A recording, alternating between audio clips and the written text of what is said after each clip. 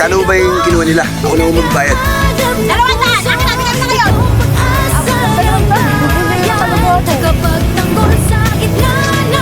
Ayan na. Pasensya na.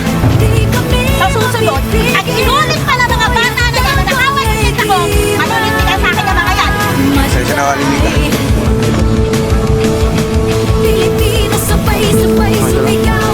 Okay na kayo? Okay lang.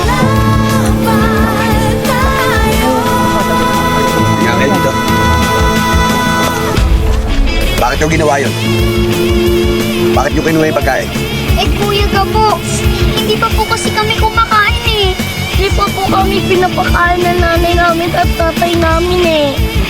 Ba dapat hindi kayo nagnanakaw? Alam nyo mas mayan.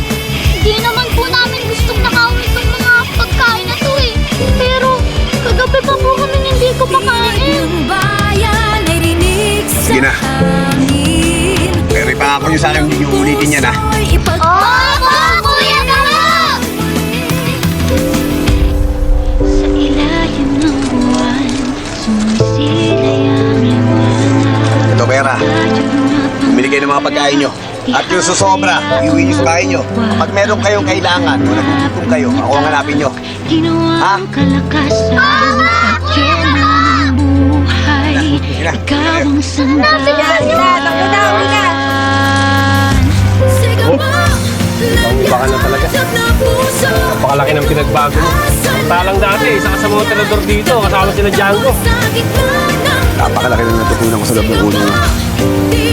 Nakita ko kung gaano kahirap ang buhay ko.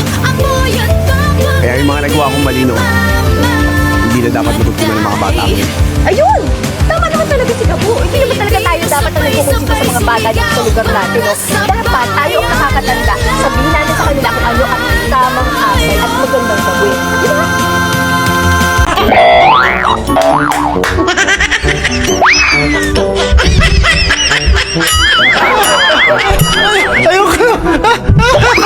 Dati siya din nasabi yung dati.